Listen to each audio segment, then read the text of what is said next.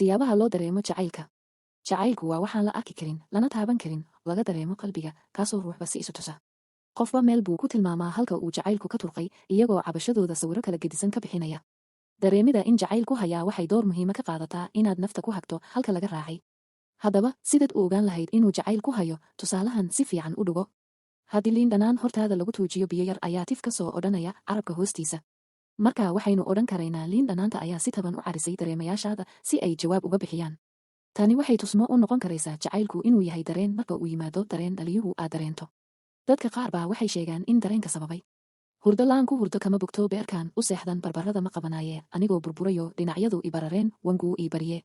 Kuwa kale ayaa iyagu sheega in gasiinka iyo oomataba looga goo. Inaan cadaydo mooyee waxaan calaalsho laydii dareenka jacaylka iyo falgalka kimikalka. Marka uu qofku wax jecel yahay, waxaa jira kemikooyin badan oo dhex yaacaya guud ahaanba jidhkiisa gaar ahaana maskaxdiisa. Kimikooyinkaas oo ay culimada saynisku maalinba maalinta ka dambaysa wax cusub ka ogaanayaan doorka ka ciyaaraan marka uu jacaylku qofka haleelo. Dabcan, maadadaha estrogen iyo testosterone iyagu sida la og yahay, waxay door weyn ka qaataan habka isu taga oo isagu in si gaar ah looga hadlo u baahan, laantoodna in jacayl iyo hindisihiisaba cidii isku luri lahayd filimaayo. Jahawareerka qofka ku dhaca marka ugu horreysa ee uu saymaha kalgacaylku ruuxa sahansado waxaa ka mid ah wadnaha oo si aad ah kuu rowleeya, dhidid fagax kaasoo yidhaahda oo inta calaacaluhu dhididaan uu xitaa gacanqaadku ku adkaado iyo jidhidhico jidhka oo dhan kor iyo kal roorta. Haddaba aqoon-yahanada arrinta uu kuurka galay ayaa astaamahaas iyaga ah mas-uuliyadooda u xambaariyey maadadaha kale ah dopamine, norepinephrine iyo phenylethylamine. Matalan, dopamine ayaa la qabaa inay ka mid tahay dareenka raynraynta ah ee ku saaqa marka qofkii aad jeclayd ku soo hor joogsado ama aad war lagaaga keeno. Waxaana lagu naanaysaa pleasure chemical. Sidoo kale norepinephrine ayaa la rumaysan yahay inay sida maadada kale ee adrenaline iyaduna mas-uul ka tahay riyaaqa iyo wadnaha karaaraya. Helen Fisher oo ah anthropologist waxna ka dhigta jaamacadda Rutgers University oo aadna caan ugu ah baadhitaanadeeda ku takhasusa jacaylka ayaa sheegtay in ay labadan maadadood wada socdaa ay abuuraan energy ama awood xad dhaaf ah, boholyow, hurdo seeg, oon diidnimo, dareenka iyo feejignanta qofka oo meel qudha ku ururta sida qofka uu jecel yahay. Haweenaydani waxay intaa raacisay jidhka aadanuhu wuxuu sii daayaa kimikooyin jacayl oo isku milmay marka ay arrimo doora oo isku wada habbooni dhacaan ee iskama sii daayo mar walba, ragga ayana u badan arrintaa, sababtuna waxa weeye ragga isha ayaa deeqda. Deeho jaantuskan muujinaya xidhiidhka ka dhexeeya maadadaha aynu soo xusnay iyo maskaxda adigoo adeegsanaya midabyadu sida ay isu leeyihiin. Cilmi baadhayaasha arrintan ku howlani waxay adeegsadeen qalabka loo yaqaano functional magnetic resonance imaging fMRI oo ay ku eegaan maskaxda dadka marka ay dawanayaan sawirada qofka ay jecel yihiin. Waxayna sheegeen in iskaanka ama muuqaalka uu mashiinku muujiyo muddada uu qofka jacaylku ku cusub yahay ee uu jahawararka ku jira ay muujiyaan dhiig aad ugu qulqulaya tabiyeesha maskaxda qaybteeda u nugul maadada dopamine oo sababta boholyowga, hiikaca iyo qabatinka. Si kale haddaan u idhaahdo lamaanaha isjeceli markay heerkan marayaan iyaga mooyane in cid kaleba dunida ku nooshahay ma moodaan iyaga uunbaa indho isu leh. Qeexid kale oo ku saabsan sababaha isku indho burburka ama is-cajabinta iyo isku tudhashada labada qof ee dhacda marka jacaylku abuurmo ayaa waxay ka timi aqoon-yahano ka tirsan jaamacadda London, University College London. Culimadani waxay ogaadeen in dadka uu u jacaylari hayo ay aad u hooseyso maadada serotonin ee jidhkooda ku jirta iyo weliba neural ercud oo aad u cabudhsan. Serotoninta hooseysa ee laga helay dadka wax jeceli waxay la mid tahay natiijada laga helay dadka qaba habdhaqanka ama xaalad caafimadeedka OCD ama obsessive compulsive disorders, taas oo muujinaysa sababta uu qofka wax jecel u madax maro masayrku oo uu xitaa kolkol masayrkaasi xad dhaafka u noqdo. Jacaylku waa xaalad kimikeed khamiirtay oo howlaha maskaxda iyo sida ay u shaqeysoba saamaysa, waana qayb ka mid ah jiinskeenna oo weliba ay lug ku leedahay barbaarinteennii hore. Haddaba iyadoo ay suugaanta abwaanadeenu arrintaa ku abaareen ay aad u badan tahay, waxaan tusaale u soo qaatay hees uu leeyahay fanaanka codka macaan ee Salaad Maxamed Derbi. Heestan abwaanku wuxuu ku qeexayaa sida inanta uu rabo jacaylkeedu maankiisa u dooriyey ee hoggaanka ugu hayo oo aanu isagu isu xukumin ee awood kale ku shaqaysanayso iyo sida marka aanu arag uu boholyow culus ugu habsado ee uu naftiisa u hiifo. Calaamadaha oo ah kuwa lagu yaqaano qofka qabatima waxyaalaha maanka aadanaha bedela. Meel aan joogaba aday muuqdo. Midabkaagay hormaraaye. Naftu muhato, maarmi weydo muusanowdo ku dulmeerto aday magan 16 plus 12 equals 28. Miyirkii bay la tagtee meeday. Way imaan qaadee meeday.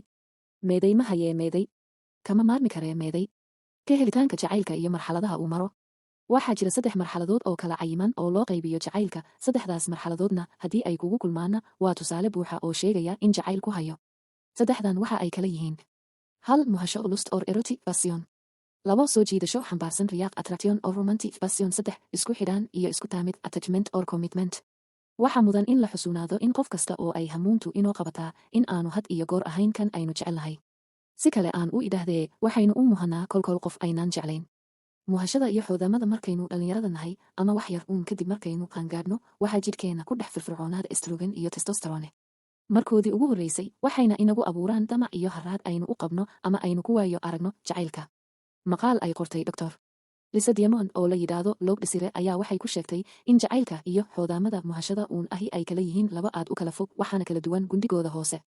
muhashadu waa damac aan meel fog gaadhsiisnayn laakiin jacaylka dhabta ahi waa mid salka ku haya baahida koolkoolinta abadiga ah iyo weheshiga ruux ahaaneed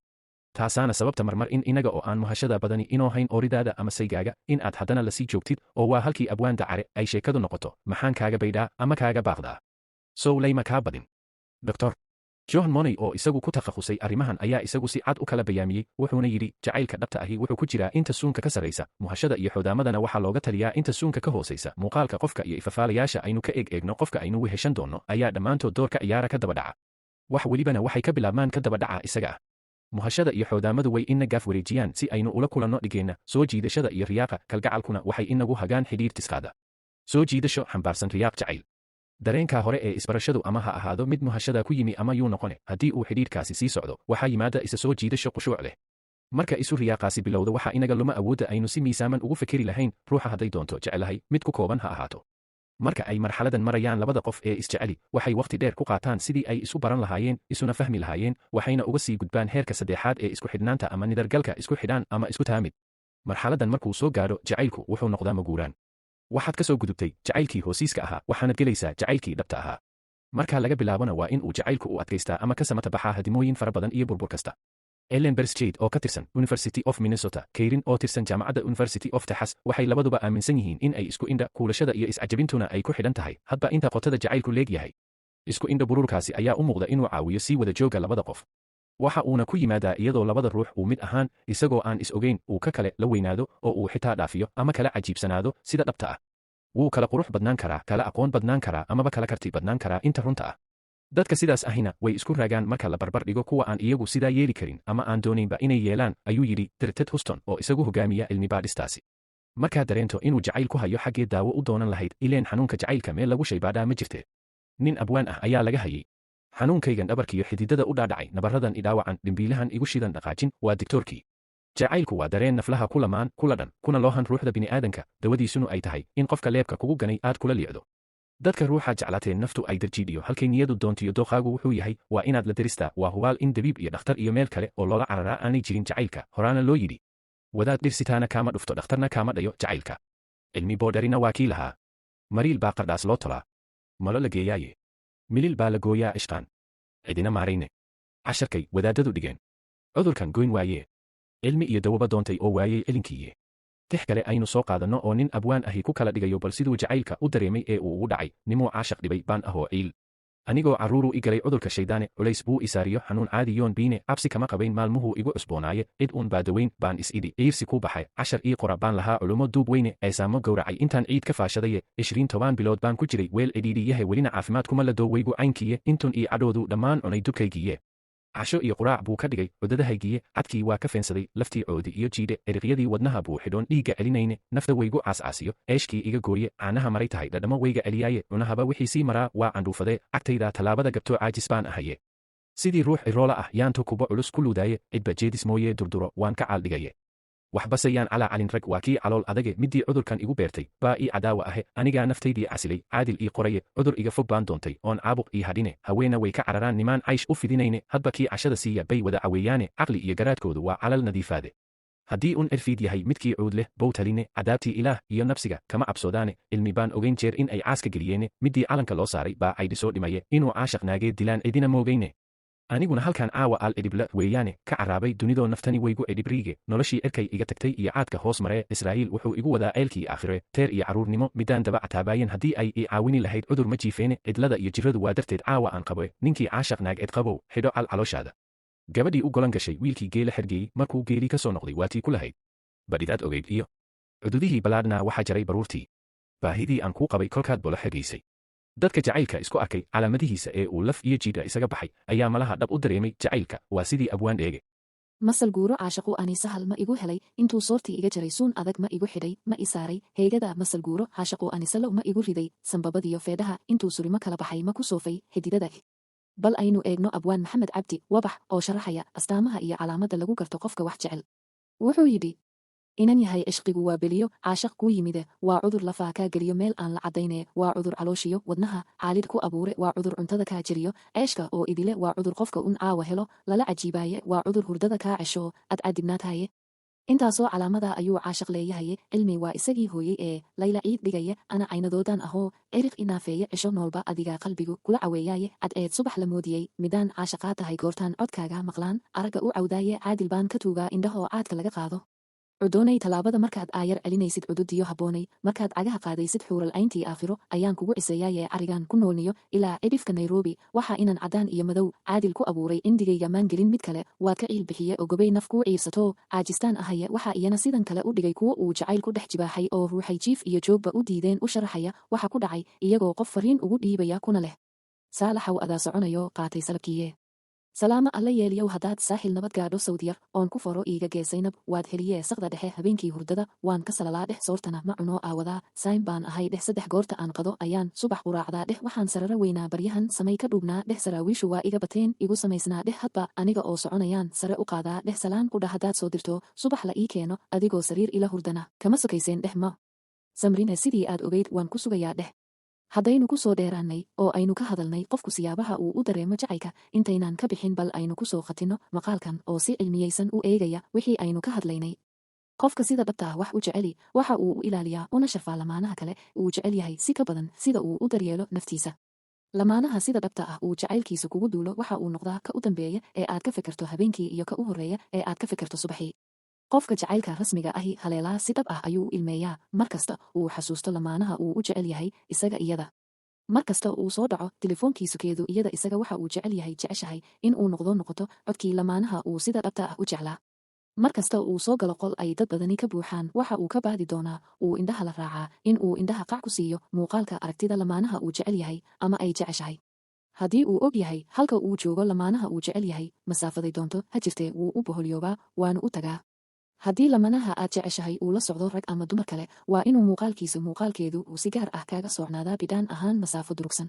marka uu ku soo eego lamaanaha aad jeceshahay ee indhahaagu ay qabtaan indhahiisa waad naxdaa, garaaca wadnahaaguna si aan caadi ahayn ayuu u sii kordhaa.